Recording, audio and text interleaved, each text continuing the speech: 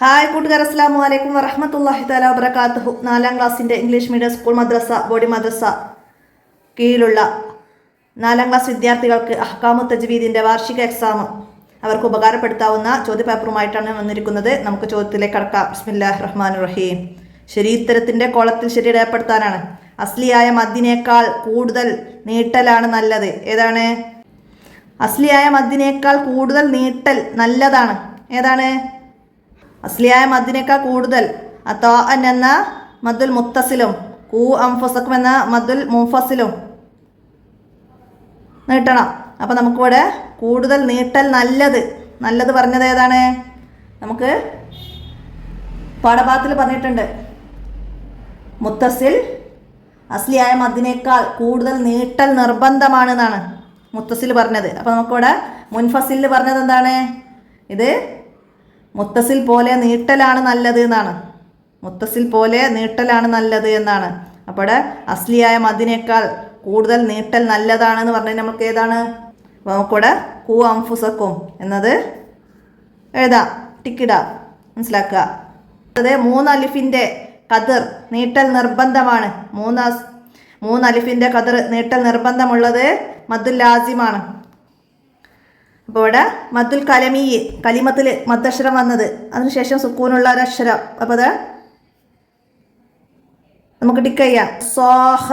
സോഹത്ത് എന്നത് ടിക്ക് ചെയ്യാം. അടുത്തതാ മദ്ദുൽ ലാസിം ഹർഫീന് ഉദാഹരണം. ഹർഫിൽ മദ് വന്നത് യാസീൻ, അത് നമുക്ക് ടിക്ക് ചെയ്യാം.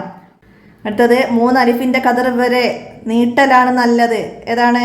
അൽ മദ്ദുൽ ആരിള് വഖഫ് കാരണം സുക്കൂന് ലഭിക്കുമ്പോൾ അവിടെ 3 അലിഫിൻ്റെ ഖദർ വരെ നീട്ടലാണ് നല്ലത് നമ്മൾ മനസ്സിലാക്കിയിട്ടുണ്ട്. അപ്പോൾ അവിടെ അത് ടിക്ക് ചെയ്യാം. അടുത്തതാ 1 അലിഫിൻ്റെ ഖദർ ചുരുക്കി നീട്ടലാണ് നല്ലത്. ഖുറൈഷ് മദ്ദുൽ ലീൻ അക്ഷരത്തിന് ശേഷം വഖഫ് വന്നു.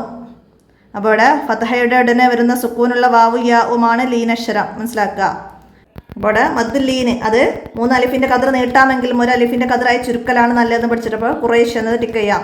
അടുത്തതാ വമാകല എന്നതിലുള്ള ലാമിൻ്റെ മദ്.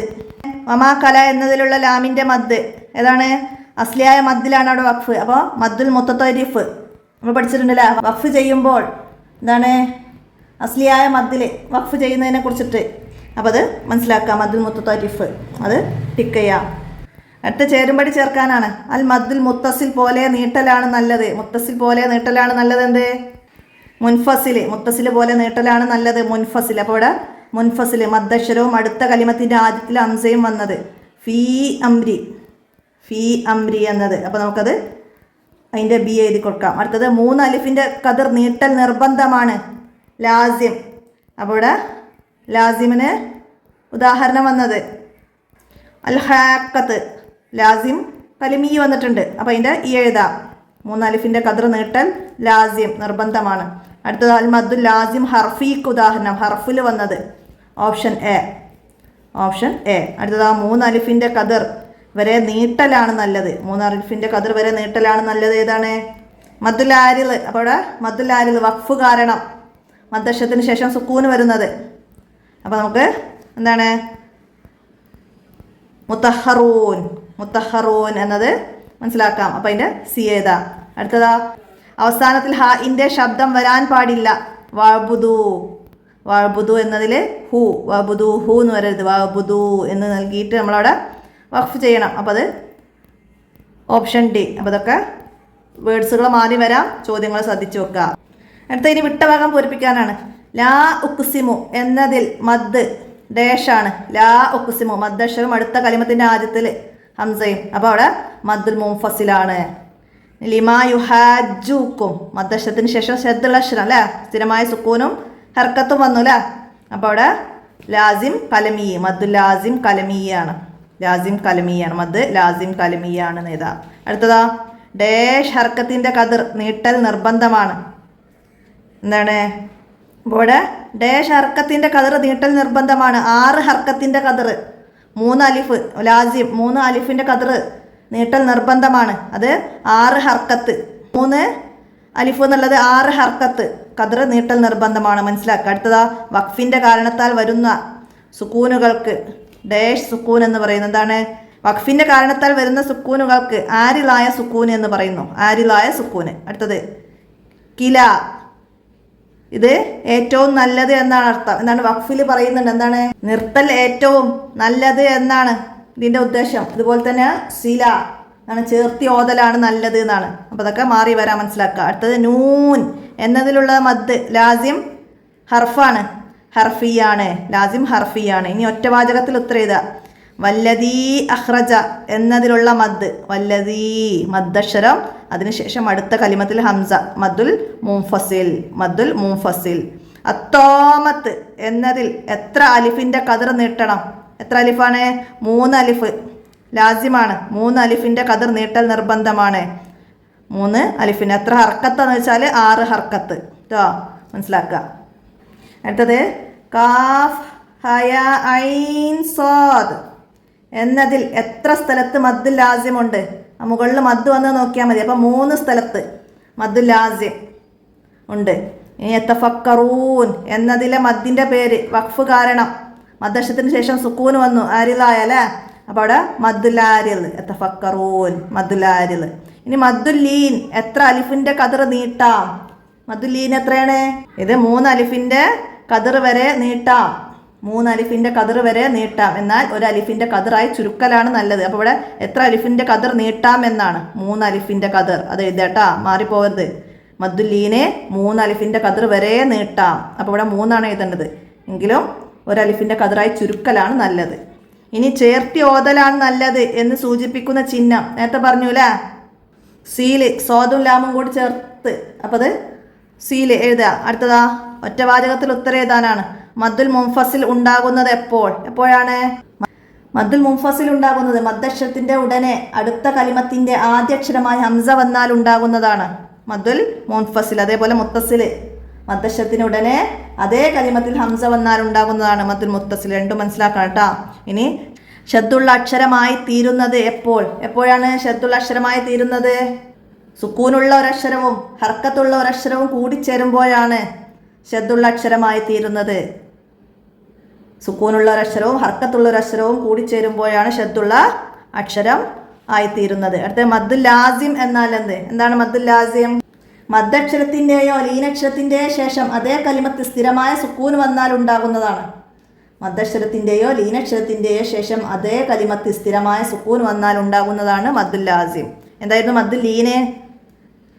ലീനക്ഷരത്തിന് ശേഷം വഖഫ് കാരണം സുക്കൂൻ വന്നാൽ ഉണ്ടാകുന്നതാണ് മദ്ദുൽ ലീന്. ഇനി ഏതാണ് സ്ഥിരമായ സുക്കൂന്? ഏതാണ് സ്ഥിരമായ സുക്കൂന്? ചേർത്തി ഓതുമ്പോഴും വഖഫ് ചെയ്യുമ്പോഴും ഉണ്ടാകുന്ന സുക്കൂനാണ് സ്ഥിരമായ സുക്കൂന്. ചേർത്തി ഓതുമ്പോഴും വഖഫ് ചെയ്യുമ്പോഴും ഉണ്ടാകുന്ന സുക്കൂനാണ് സ്ഥിരമായ സുക്കൂന്. അർ റഹീം, അർ റഹീം എന്നതിൽ അവസാനം നീട്ടി വഖഫ് ചെയ്യാൻ കാരണം എന്ത്? എന്താണ്? അർ റഹീം എന്നത് അവസാനം നീട്ടി വഖഫ് ചെയ്യാൻ കാരണം എന്താണ്? വഖഫ് ചെയ്യുമ്പോൾ മദ്ദക്ഷരത്തിന് ശേഷമുള്ള അക്ഷരത്തിന് നാം സുക്കൂന് നൽകി എന്നതാണ് ഇവിടെ നീട്ടി ഓതാൻ കാരണം. വഖഫ് ചെയ്യുമ്പോൾ മദ്ദക്ഷരത്തിന് ശേഷമുള്ള അക്ഷരത്തിന് നാം സുക്കൂൻ നൽകി എന്നതാണ് ഇവിടെ കാരണം. അപ്പോൾ അത് മദ്ദുൽ ആരിലാണ്, അത് മനസ്സിലാക്കട്ടെ. അർ റഹീം എന്നതിൽ അവസാനം നീട്ടി വഖഫ് ചെയ്യാൻ കാരണം എന്ത്? അവിടെ മദ്ദക്ഷരത്തിന് ശേഷം വഖഫ് കാരണം അവിടെ സുക്കൂന് വന്നു. അപ്പോൾ അവിടെ നമ്മൾ മദ്ദക്ഷരത്തിന് ശേഷം വഖഫിൻ്റെ കാരണത്താൽ സുക്കൂന് ലഭിച്ച് കൂടുതൽ നീട്ടി, അതാണ് കാരണം. ഇത് മദ്ദുൽ ആരിൽ എന്ന് പറയുന്നു. അപ്പോൾ അത് മനസ്സിലാക്കി പഠിച്ചാലാണ് അത് എഴുതാൻ കഴിയുള്ളൂ കേട്ടോ. അടുത്തത് മദ്ദുൽ ലാസിം ഹർഫീന് 4 ഉദാഹരണം എഴുതാം. പാഠത്തിൽ നമ്മൾ പഠിച്ചിട്ടുണ്ട്.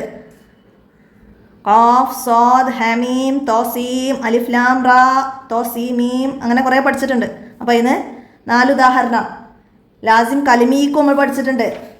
ലാസിം കലിമീയ്, അൽ ഹാക്ക, അത്തോമത്ത്, വലല്ലാലീൻ, വസ്സോഫാത്തി, അല്ലേ? അങ്ങനെ നമ്മൾ പഠിച്ചത് മനസ്സിലാക്കട്ടോ. അതുപോലെ മാറി വന്നാൽ എഴുതാൻ കഴിയണം. അടുത്തതാ ലൊബ്ഹ.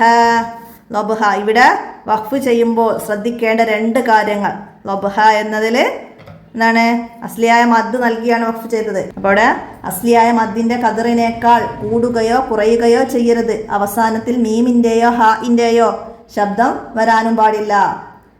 ഇങ്ങനെ അസ്ലിയായ മദ്ദിൽ വഖഫ് ചെയ്യുമ്പോൾ ശ്രദ്ധിക്കേണ്ട കാര്യങ്ങൾ എന്ന് പറഞ്ഞിട്ട് നമ്മൾ പാടത്ത് പഠിച്ചിട്ടുണ്ട് അല്ലേ. അസ്ലിയായ മദ്ദിൻ്റെ ഖദറിനേക്കാൾ കൂടുകയോ കുറയുകയോ ചെയ്യരുത്. അവസാനത്തിൽ മീമിൻ്റെയോ ഹാഇൻ്റെയോ ശബ്ദം വരാനും പാടില്ല. അപ്പോൾ അത് മനസ്സിലാക്കണം കേട്ടോ.